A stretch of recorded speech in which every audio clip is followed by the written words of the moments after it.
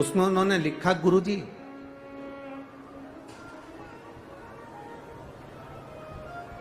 मान लो हम जल चढ़ाते चढ़ाते 2-3 महीने हो गए और शंकर भगवान हमारी नहीं सुन रहे, तो हम जल किस दिशा में बैठकर चढ़ाएं या किस दिशा में खड़े होकर चढ़ाएं? जलाधारी कहां होती है शंकर भगवान की? जम के बोलो जरा सबको, पहले भी कथाओं में बताया। शिव जी की जो ये शंकर भगवान का शिवलिंग है, ये जलाधारी जो पानी बहने का स्थान है, पूरब पश्चिम उत्तर दक्षिण, इसमें से जलाधारी किस ओर जाती है? उत्तर की ओर। कहां जाती है? जम के बोलो जरा, उत्तर की ओर। केवल भारत की भूमि पर एक शिवलिंग ऐसा है जिसकी जलाधारी दक्षिण की ओर है, वो केवल उज्जैनी के कालाधिपति महाकाल बाबा हैं, जिनकी जलाधारी दक्षिण में है। बाकी के दुनिया में जितने आपको शंकर के मंदिर मिलेंगे, जितने शिवालय मिलेंगे, सबकी जलाधारी कहां पर रहेगी? जम के बोलो जरा, उत्तर में। उत्तर की ओर जलाधारी रहेगी, उत्तर में। पूरब पश्चिम में नहीं, दक्षिण में नहीं, उत्तर की ओर जलाधारी रहती है। तो बेटी ने पूछा कि गुरुदेव अगर मान लो हमें जल चढ़ाता चढ़ाता इतना दिन हो गया और बाबा नहीं सुनी दिया, तो हम कई करें? अब उसने तो, बेटी ने तो अपनी भाषा में, राजगढ़ की भाषा में लिख दिया कि हम काई करें। अब तुम बताओ। तो मेरा उस बेटी से निवेदन है, तुम काई मत करो, बस इतना करो कि उत्तर की ओर जो जलाधारी होती है ना, प्रत्येक मंदिर में, ऐसा कोई शिव मंदिर नहीं होगा जिसमें उत्तर की ओर जलाधारी नहीं हो, सब मंदिर में उत्तर की जलाधारी रहती। केवल एक कालाधिपति महाकाल राजा की दक्षिण में, बाकी के सब की उत्तर में। तो अगर बाबा नहीं सुन रहे हैं तो बेलपत्री एक अशोक सुंदरी वाली जगह पर चढ़ाकर, दूसरी बेलपत्री बाबा देवादिदेव महादेव को, ये डंडी का मुख अशोक सुंदरी के यहाँ चढ़ाओ तो उत्तर की ओर। ये जो आप बेलपत्र चढ़ाओगे शिवलिंग के ऊपर, इसकी डंडी का मुख भी उत्तर की ओर। और तुम जब बैठो तो दक्षिण में बैठना। कहां पर बैठना? यहां बैठोगे तो यहां से जो पानी बह रहा है, आप कहां बैठोगे? जैसे ये पानी यहां बह रहा है तो तुम्हें कहां बैठना है? इसके इधर। ना तुम्हें इधर बैठना है ना तुम्हें उधर बैठना। कहां बैठोगे? दक्षिण में। दक्षिण में बैठोगे तो तुम्हारा मुख कहां हो गया? जम के बोलो, जम के, उत्तर में। तो तुम जब यहां बैठोगे तो ये जो जलाधारी है जहां से पानी बहकर जा रहा है, यहां बैठोगे। और जब आप जल समर्पित करोगे, जल चढ़ाते चढ़ाते एक बार थोड़ा सा आगे बढ़कर जल की धार को अशोक सुंदरी तक लेकर जाना। ये लगभग तुम 2 या 3 महीना कर कर देखो, मेरा बाबा तुम्हारा हाथ जरूर पकड़ेगा, निश्चित है। वो बल उस स्थान से प्राप्त होगा, वो स्थान, क्योंकि प्रत्येक जो जलाधारी होती है वो उत्तर की ओर होती है, प्रत्येक जलाधारी।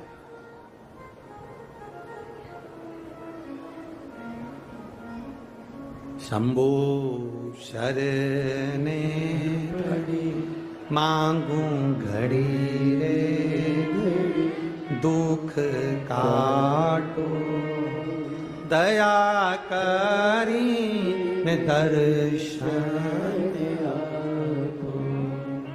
2 बेलपत्र समर्पित करना। बेलपत्र की डंडी कहां होना चाहिए? अशोक सुंदरी पर चढ़ाओगे वो वाली, उसकी डंडी कहां हो? उत्तर की ओर। शिवलिंग पर जो बेलपत्र चढ़ाओगे उसकी डंडी कहां हो? उत्तर की ओर। तुम कहां बैठोगे? दक्षिण में। तुम्हारा मुख कहां हो? उत्तर। अर्थात जहां से पानी बहकर जा रहा है, हम इधर बैठे तो जैसे ये जल उधर बहकर जा रहा है तो हम इधर बैठकर बाबा को जल समर्पित करें और जल चढ़ाते चढ़ाते अपने कलश को थोड़ा सा आगे बढ़ाएं, जिससे अशोक सुंदरी तक वो धार जाए और वापिस शिवलिंग पर चढ़ाकर हमारे पास वो कलश वापिस आए। ये धार का महत्व समझिए।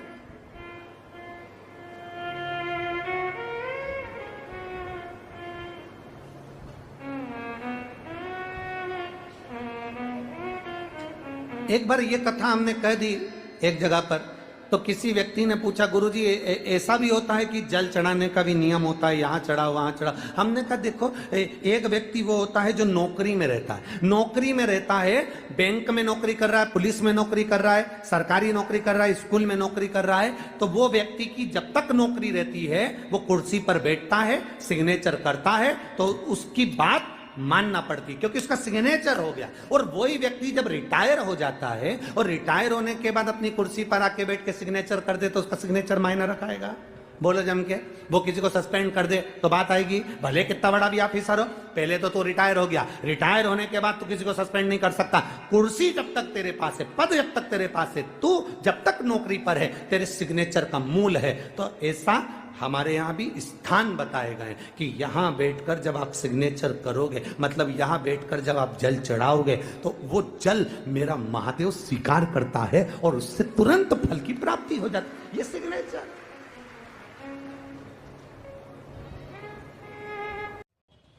तेरे दुपट्टे का कारीगर बनूं, 16-17 सितारे उसमें बुनूं, उठा ले न...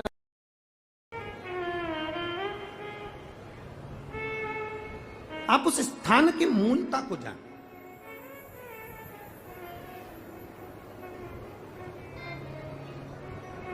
तैतीस कोटि देवता जहां से जल बहता है उत्तर की ओर, 33 कोटि देवता विराजमान होते हैं।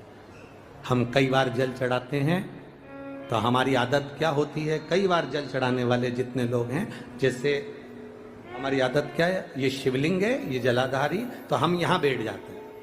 कहाँ बैठते हैं? यहाँ बैठ गए। यहाँ बैठ के हमने जल चढ़ाया, तुम्हें लगता है ना शंकर जी हमारे सामने होना चाहिए, तो हमने यहाँ बैठ के जल चढ़ा दिया।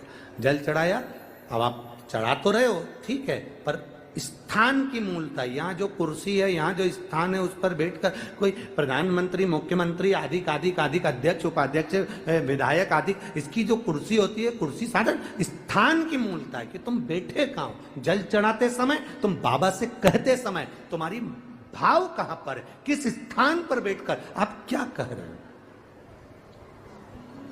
एक व्यक्ति चौराहे पर खड़ा होकर खूब भाषण दे, खूब के, लोग उसकी बात मानेंगे क्या?